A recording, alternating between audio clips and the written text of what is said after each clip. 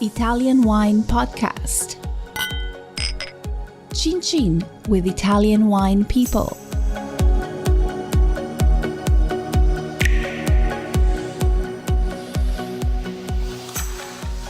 The Italian Wine Podcast with me, Rebecca Lawrence, once again taking the reins from Monty Walden. And actually, it's a bit of not only a female takeover of the podcast, but a British female takeover of the podcast this episode, because I am honoured to be joined by Amelia Singer, an award-winning wine educator and expert on The Wine Show, which many of you, I hope, have watched on TV. So, Amelia, welcome to the Italian Wine Podcast. Oh, thank you so much for having me. So, Amelia, before we dive into the discussion that you had at Wine to Wine and maybe see if we can take it a little bit deeper for listeners to the podcast, what was it that initially drew you to the wine industry? Did you come to wine like straight out of the gate, or were you lured to the wine industry from another profession? I kind of was seduced by my father into the industry. Like, he is European and pretty much weaned me on wine from age 6. He would always allow me to have a sip of wine before dinner, and then I'd give him, I'd have to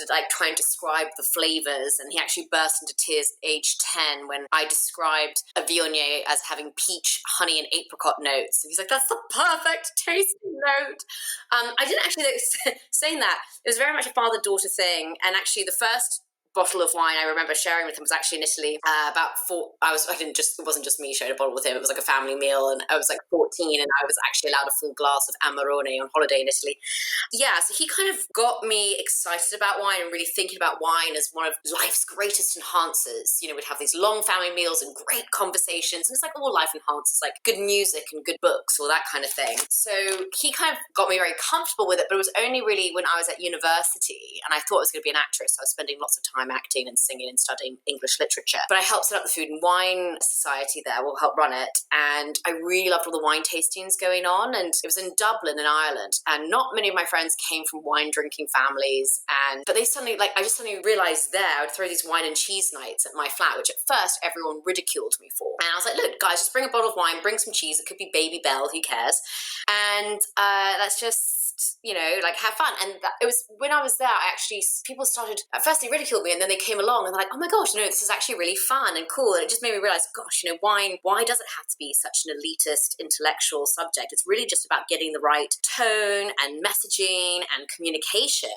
And then everyone can see it's one of life's greatest enhancers. And at university too, it was when kind of Jamie Oliver was in his prime, and I really loved what he was doing with food. And I remember going back my last year at uni to a Christmas party, and someone talking to me about wine, and I was like, I just really hate the strict dichotomy with wine, where I think of it as either very elitist, or they're like, let's pissed on 3 bottles of Jacob's Creek. Why can't there be someone like a Jamie Oliver of wine and really empower people when it comes to making decisions? And this guy was really bored of my chat and said, well, why don't you do it then? And I was like, oh my gosh, yes. And it was 2008, and I remember telling my father on Christmas Eve, yeah, Dad, I have to tell you something. And he's like, because it could be really anything with me. And I was like, yeah, I no longer want to be an actress. I actually want to go into wine. And he burst into tears, and he said, I'm so happy for you. I would have supported if you wanted to be an actress, but I think going into wine will make you far happier and give you a far more rewarding life. And he's right about that.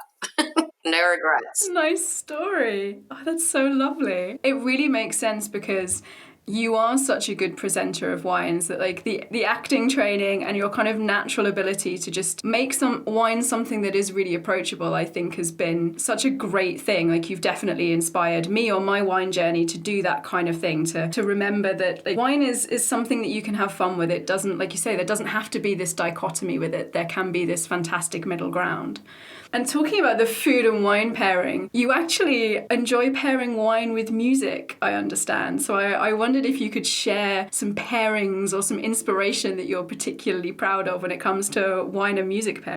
It's like, I ultimately want to be considered the cross-dresser of booze, because for me, I love... Okay, that's it, everyone. That's Amelia's new hashtag, the cross-dresser of booze.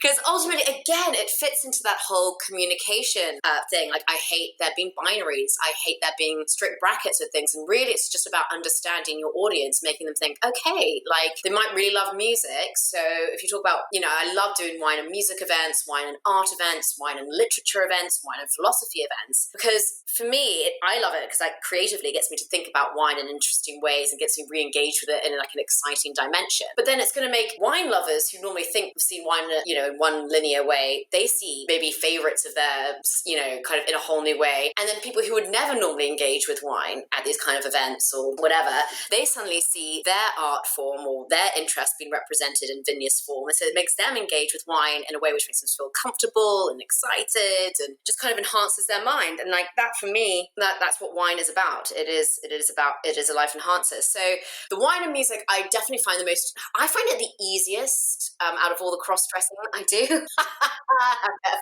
Not to pull that quote out of context. But yeah, just because, again, I think sensorially, the way that wine and music works, I always give the example, so much of wine is like, it's smell and scent and perfume, and 90% of what you taste, what you smell. And it's amazing how you suddenly smell something or taste something and it'll bring up kind of amazingness, some kind of memory or remind you of something.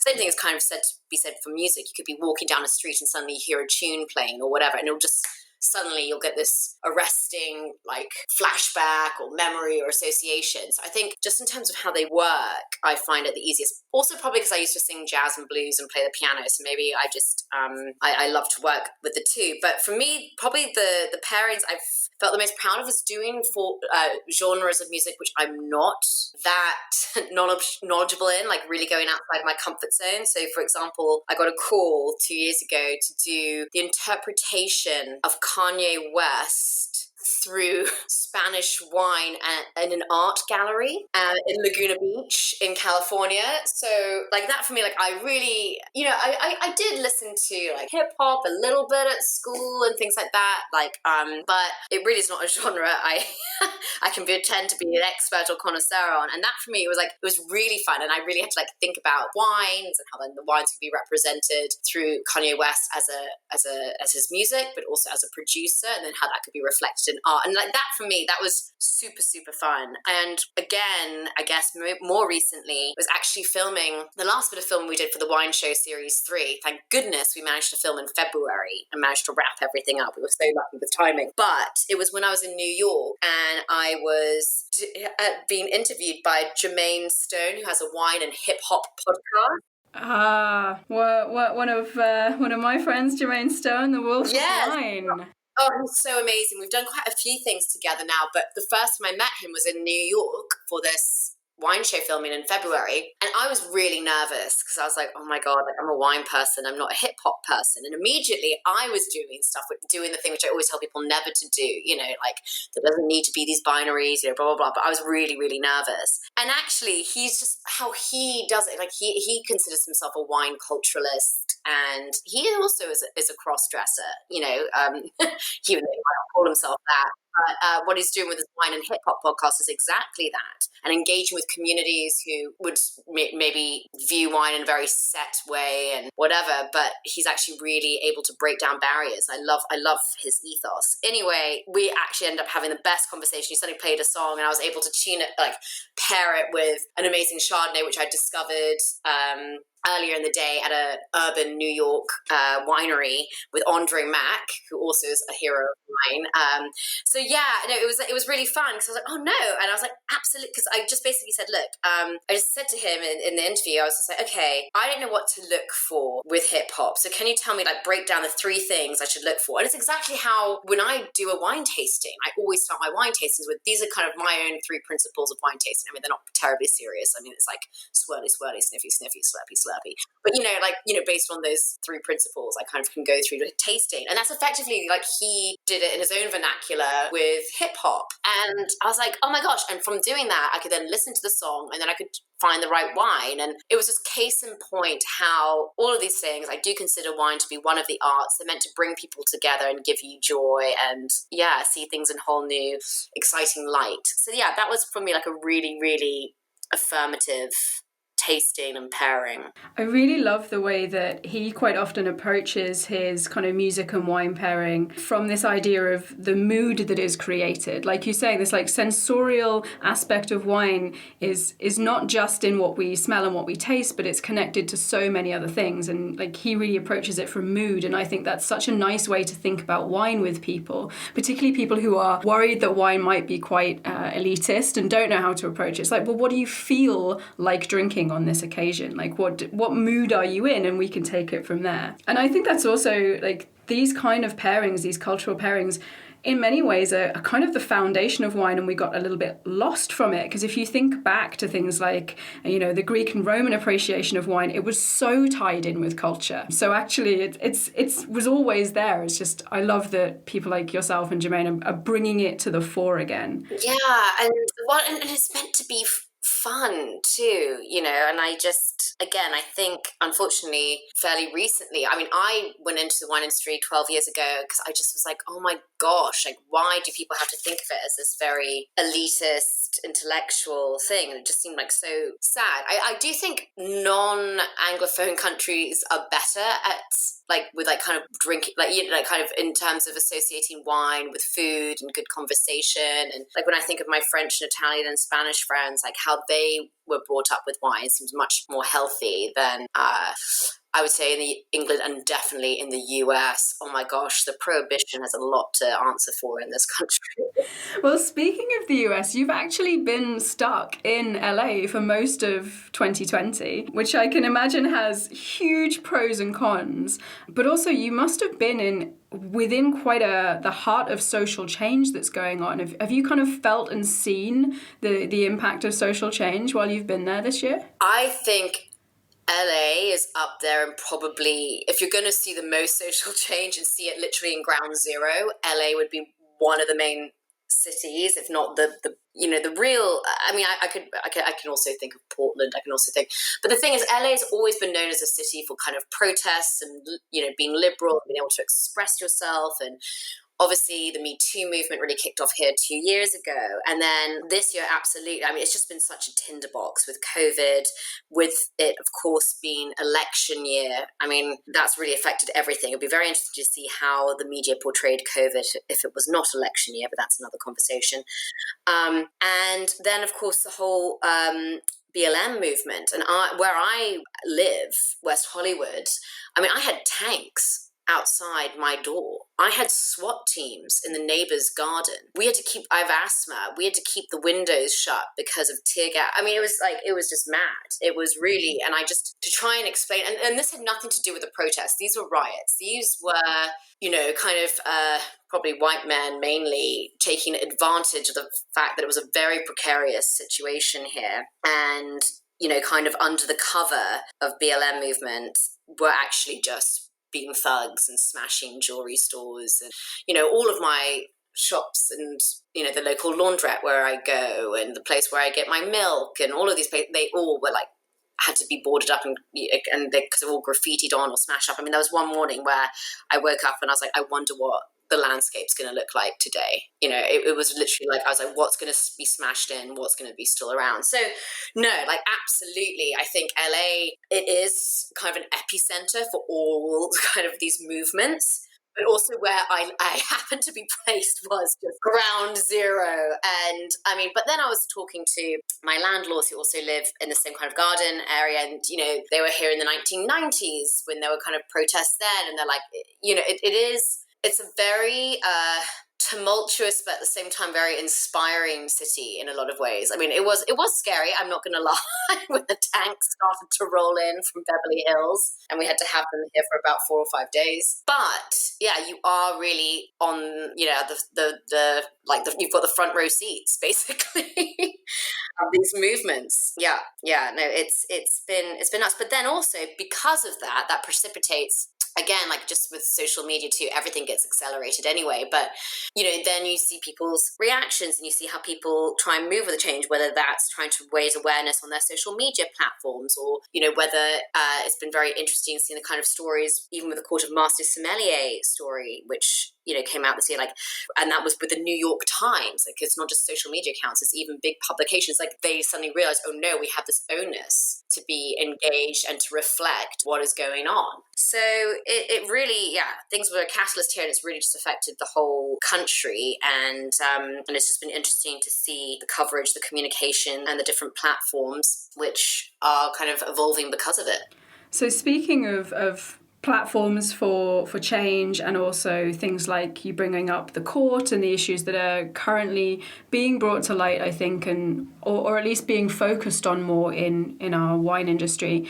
I was really impressed in your discussion during Wine to Wine that you were talking about the difference between bullying in the industry and harassment, and this idea that bullying is much harder to pin down than harassment. And like harassment, but also you can see that it's not limited to gender.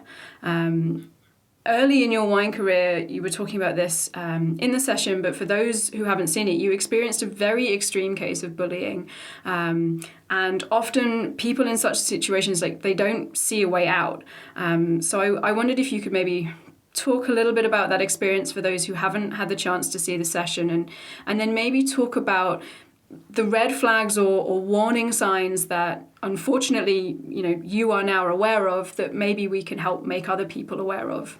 Yeah, no, absolutely. I mean, I was 22 when I entered the industry. I was very green and just positive and just wanted to work really hard. And actually the person who was a bully was female. And I think that was like very important to bring up in the session, because of course, sexual harassment comes up a lot, but actually I think systemic psychological bullying can be just as damaging. And that's what happened to me. And that can happen with a male or female boss. And for me too, like, to be anti-bullying, like, no one should have to suffer bullying, whatever, like age, gender, race. I just don't want anyone to experience what I went through, which is why I felt like I had to say something on the Wine to Wine webinar when I finally had some kind of platform and some kind of voice.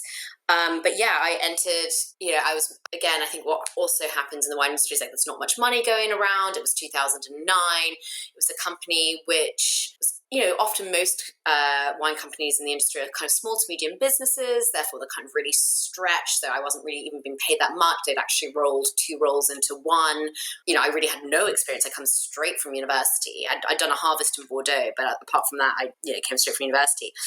And I had this boss who at first seemed so charming and was really wanting to be my best friend and was just like chummy, chummy, chummy, chummy. And that's actually a red flag. Like, you don't actually want to be best friends with your boss, and anyone who comes across as too friendly or too familiar, like there needs to be boundaries there. Because already, I should have known there was a lack of boundaries and a lack of kind of clear-cut lines. Anyway, I ended up, it's a possible situation, trying to do this impossible role, working, like getting into the office at 6 a.m., working till 10 every day, for like pittance, like literally like no money, like busting a gut, made myself ill in the process. And, she just, whenever I tried to ask for help, she just sighed, just like, make out that I was, really stupid. When I did do events, she would always take the credit for it. I remember pulling off this like big portfolio tasting for the company, and everyone else like, oh, that was great, that was the best one. And all she said, like, she took the credit for it. And then all she said to me, she didn't thank me. She just commented on the fact that one of the wines was missing out of 300 and whatever. And that had nothing to do with me. That was, the fact that it just didn't arrive in time from customs or whatever. To even just, we'd go out for client dinners, and I am severely allergic to dairy, but she was too embarrassed if I said anything about like my dietary restrictions. So I remember going to this one restaurant in France, and I'd actually call the head to the restaurant because I didn't want to cause a fuss. I hate causing a fuss, but I'd like call them up and said, look, I'm allergic to dairy. Anyway, we sit down at this dinner, and suddenly my plate comes out and it's like covered in butter. And she just kind of shot me this look, and she whispered to me, eat it, because she just did not want me to. And I was up all night sick all night. And because I was 22, I did. Like, now at 34, I'm like, oh my God, I would never have let someone tell me to like eat something which I knew would make me sick. Like, what the hell? But I did, because I was so scared of her. And eventually I was so ill. I had already gone through like 3 different antibiotics, and I almost collapsed on our last day. Like, we were doing a marketing presentation, and then I'd organized the staff Christmas party in the evening, and I actually had to run out of the room at some stage to be sick in a loo, and I took myself off in an Uber to go to the doctor, and the doctor was just like, you're too ill. Like, she weighed made me. And she's like, you've lost so much weight, you know, da-da-da. She's like, I don't think you can go back to work. And I was like, no, I need to go back to work. Because I just had the fear, you know, I was like, no, you don't understand. Like, I need to go. And like, I'm running the office party. Like, I just like, it was almost like Stockholm syndrome. You know, I was like, no. Like, I was so sucked into it and so terrified of her. And she's like, well, maybe you can go back for half a day, but I don't think you're well, and I'm really worried about you. And I remember calling my boss up, being like, look, the doctor's not sure about me coming in, but I can come in for half a day. And she just said to me really coldly, you know, Amelia, there's no point in you coming in. I don't need any broken soldiers around me, and just hung up. And I was absolutely devastated. And in the end, I forced myself to go back after the Christmas break, and the doctor had actually said, I think you're actually really depressed, and I think you're not going to respond to these. I was on my 4th kind of antibiotic, had lost lots of weight, hair was falling out, you know, like it was not a good look. And eventually I kind of got to the point where she couldn't fire me, but I was like, I think I better go. And I think she was just so relieved. She just like palmed off all these gifts to me to kind of, and made a big show of like, thank you so much in front of the company. But actually my last day, she wasn't there. And I just sent an email around to everyone in the company, just being like, oh, by the way, like, it's my last day, you know, I'll be at the pub like next door, you know, blah, blah. And I just kind of thought, oh my God. And I felt really stupid. I thought everything, I was like, oh my God, why couldn't I do this job? I'm really stupid. Everyone must hate me, because no one ever stuck up for me. And that's also the thing with bullies too. Like, they operate by creating this, you know, like this ambience of fear and power dynamics, which is just so pervasive and silencing and scary. And it was amazing. The whole office actually turned up to the pub later that day because she wasn't there, and they could like show their support for me. It was so weird. And they were like, oh my gosh, we're so sad to see you leave. Like, you're the most positive thing in this office. You know, we've had 10 people leave in the last 2 years because of her. 2 of them are threatened to sue because of her bullying and like racism. But they only told me on my last day. And so like, I think this is what happens. Like, you start, when you're a victim of this, you're like, oh, it's all me. And I think, you know, particularly I think young women too, or whatever, and it's your first job, and like, you just, you know, you're just like, oh yeah, it must be my fault why things haven't worked out and why this person is treating me this way. And there was no HR resource in the company, and there was nowhere really I could have gone. And I think that's like a big issue for the industry, because often these small to medium-sized businesses, which is how the wine industry works, they don't have the capacity for you to, you know, and there's no way for you to know your rights. And I had to have a doctor tell me, you're not allowed to work for this company anymore, before I gave up. Sorry, that just shows my mentality.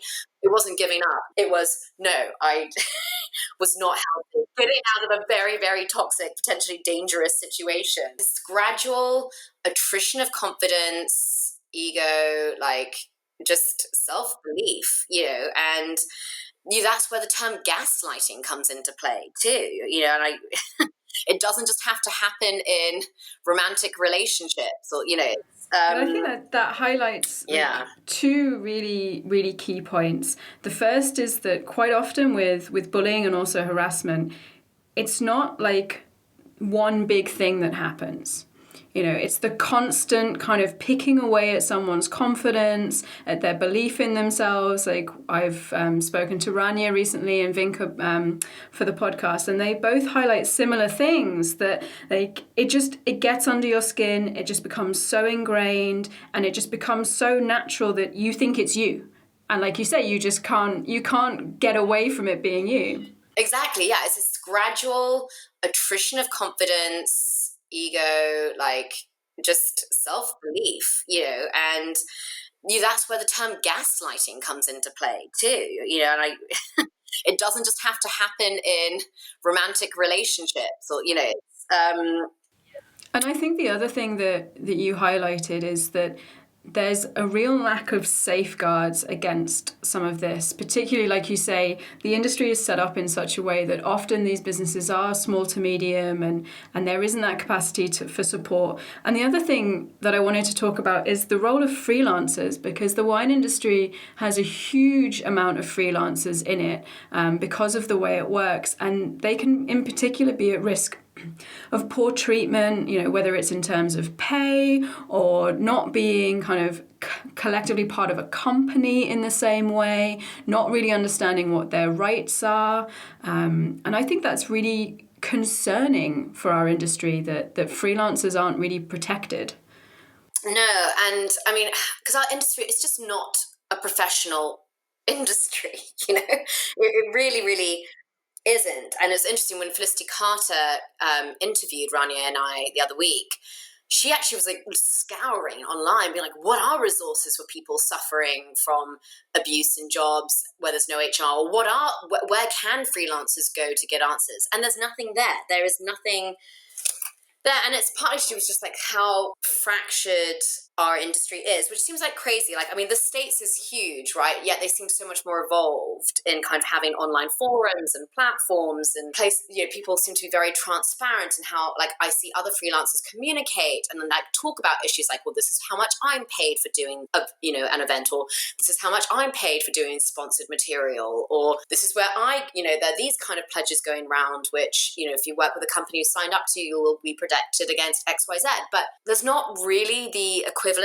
in the UK, and it's been very interesting, like a real kind of positive thing which has happened from the Wine Bitch scandal has been actually the fact I think people are talking a bit more in the UK, and I actually have a regular group of freelancers who I check in with every single week. It started off just to make sure everyone was okay emotionally and just to offer support, which is very important too. But then it was just like, okay, well, how do we move forward with this? And, the reason why freelancers were subject to attack in Wine Bitch was because there's no one to protect them. They're very easy targets. So, now I've written that article, what I thought should happen in the industry. I wrote an article about 3 or 4 weeks ago, which appeared in the Buyer, which was really talking about the flaws of the industry and why kind of abuse and harassment can happen at every single stage of the industry. Just getting in is so difficult if you don't have the money, if you don't look a certain way, and also just how do you even hear about working in wine, like right through to the end. But I also, the kind of solution was, I was like,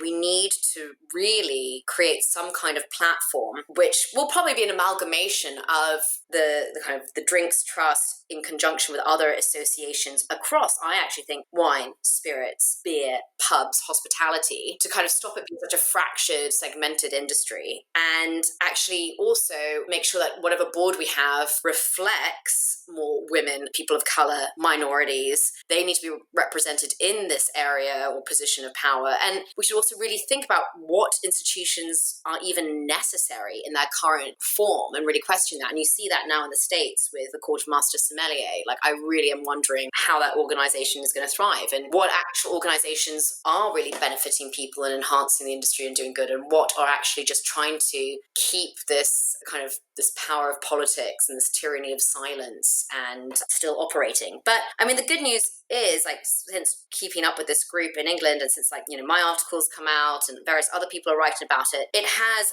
absolutely put pressure on the WSAT, Drinks Trust, the Wine, Spirits and Trade Association to really think about what they could do. And actually, even just 2 days ago, I got an email from the Drinks Trust saying that, we're reforming this platform. We've just been given a grant from the National Lottery for us to be able to form a kind of interesting platform, and they're actually asking freelancers to join and be part of this platform and to actually help represent. And in an ideal world, I think it'd be amazing to have some kind of platform supported by these different associations which offer HR resources, mentorship, networking opportunities, legal advice, grants for education and internships.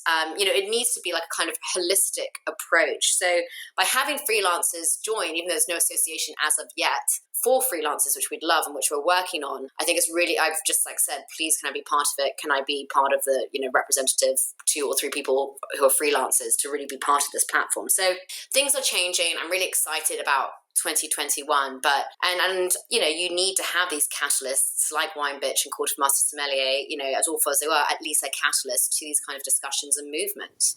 Yeah, I can completely agree with that. I think, horrible as they are, like you say, they shine a spotlight on it and, kick everyone into gear and go, right, now is the time. We can make the change. And one of the things I really liked about your article in the Buyer is that you kind of ended it by saying that how much you love and believe in the sector and want to be a part of it, that actually what it's made you do is want to strive harder to make the sector better, not to turn your back on it. And I think that's the really important next step for everyone, is to go, no, we love it, we believe in it. Okay, let's make it better. Let's make the change happen.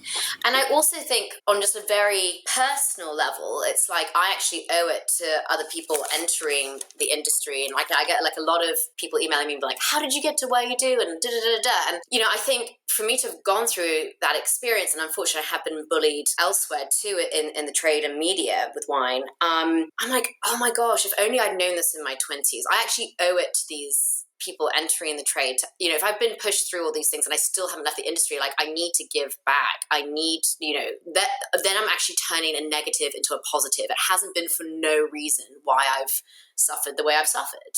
So that's just for me, like, on a very personal conscious level, like, what can I do with this? And, and I always think, like, with whatever curveballs life throws, like, if you can, like, if it does just add extra, experience, education, compassion, you've got to then use that and share it with others. You owe it to them, as well as yourself. So I'm excited.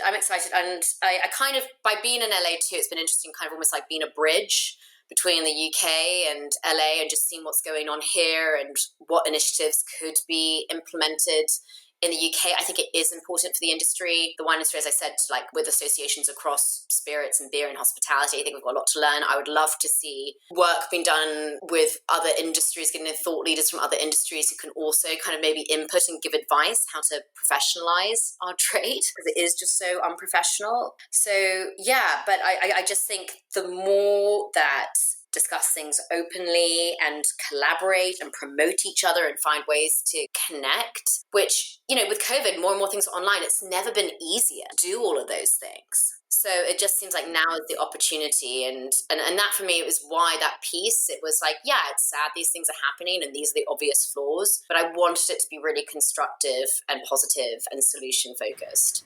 And speaking of being positive, I'm going to continue and power through with some positivity, because one of the things that's really been making me smile this year, talking about virtual and online tastings, is your Wine Wednesdays. Now, we're recording this on a Wednesday night in Verona, so it would be remiss of me not to ask you about your Wine Wednesdays. Oh, thank you. Well, this is the thing. Like, it's funny. I came out second week of March to LA with a brand new visa to do anything wine and media related. So I had meetings with Universal set up and some corporate tastings. Obviously, everything shut down.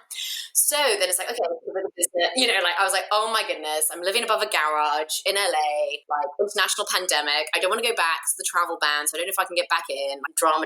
So I was like, okay, pivot. And actually, one of the best, one of the best things actually, which has come out of that, is doing these Instagram lives every Wednesday. Because before, I didn't think I would have had the confidence. I'm not someone who really likes looking at themselves in front of the camera. Like, even though I love being in front of the camera, I don't actually like looking at myself. I'm like, oh, cringe, and I wasn't someone who did a lot necessarily on my stories on Instagram Live, and everything's just had to change overnight. And I've found that by doing this weekly 1 hour session, it started off, I think, me just literally wine waffling and like talking about, like, okay, how's everyone kind of getting through like COVID, and talking about like wine and Netflix pairings. And I think there was a sports team just playing, and what people, and just really, and at the beginning of COVID too, everyone was on it. I mean, I had like 400 people just on my first Instagram Live, like all kind of chipping in, and it was just something lighthearted. It actually made me feel very connected. I was, I am alone in LA, living above a garage, oh the glam, and it sounds really sad, sounds very sad. I am an extrovert. I do love real people in real life, but actually there was something very affirmative and enhancing, and it gave me a real kick. It gave me a real thrill, like just like being able to talk about wine and chat to other people who are really enthusiastic. And then, I started then doing it, every week. And by doing it at 6 p.m. on the West Coast, then, I could still get across the whole of America. And actually there were sometimes people up who had like insomnia in the UK or whatever. And, it was always a delight when I saw like an English friend come on. But it was then that I was like, oh my gosh, I can like kind of use this like to either talk about wines which are getting me through COVID, or I can then link it into maybe a particular region, because like I've been doing like online tastings, so I can maybe bring some aspects of the tastings I've been doing that week, clients, through this like open space. And I was like, this is for someone like me who's all about making wine accessible, this is the best, open arena really. And it's the most interactive way and the most natural way in so many ways. So I've now kept up most weeks, and it's interesting, like I've had different people come on, whether they're winemakers. When there was the wildfires happening, I had someone from California who was like literally right, like kind of in the target zone. I've had people like Jermaine come on and do wine and music stuff, just to make it fun. He's come on a couple of times. I've had people come on from local businesses in LA, like maybe wine bars or restaurants, just to kind of talk about the hospitality situation. I've recently, of course, had Rania on after our Wine to Wine webinar. And then I've also just used it for really personal stuff, like when I had to pack up my grandma's house and say goodbye to this house, which meant so much. We had to put her in a home due to dementia. And like I went through some of the wine. I found she doesn't have a wine cellar. She keeps all her wine in the laundry room. And actually, like one of my favorite Instagram lives is like when I actually like went through these like finds, and it was like actually a really emotional, like personal one, but it really resonated with people. And I've actually cried on Instagram for the first time ever, which I never would have thought I'd do, was when Biden was announced, and I just didn't realize how stressed, like as having won the election, and there was just complete euphoria here in LA, and I just like burst into tears on Instagram, and I was like, I just hadn't realized how, you know, how much like this it had meant to me, and how much tyranny this country had been under, and how now there was actual real hope for actual change, you know, and just to have that possibility. I just didn't realize how amazing it was and how much it, like everything had been weighing on me. So again, like I think particularly for me, which is all about making wine relatable, being engaged, you know, and actually really like actually having effective communication, being able to tap in with people and not just your own ego.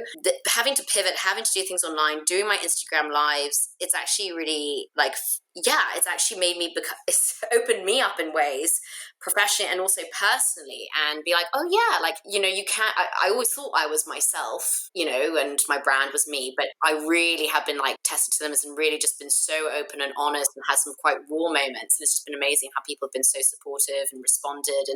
And that again is a testament to that wonderful unifying kind of element of wine, really. And I've just got a really lovely online community, which sounds really sad. Again, as I say, you know, I do love real life, and I love, you know, doing live events. Bring back live events, please, as soon as possible. But I don't think I actually am now for 2021, I'm actually thinking of how do I really capitalize on this platform, because obviously I'm going to be in the UK at the beginning of the year, time difference and things, but I'm going to play with that kind of Instagram live model, and I've already got some ideas, kind of the formats I'll be doing and the kind of people I want to work with. So it's been very empowering. It was scary at the beginning, but ultimately it's like, yeah, it's been really empowering. Sorry, that's a really rambling answer to your question. So I can't let you leave without obviously talking at least a little tiny bit about Italian wine, because we are the Italian Wine Podcast. And, you know, the team will kill me if we don't talk about Italian wine. So I wanted to frame it in such a way.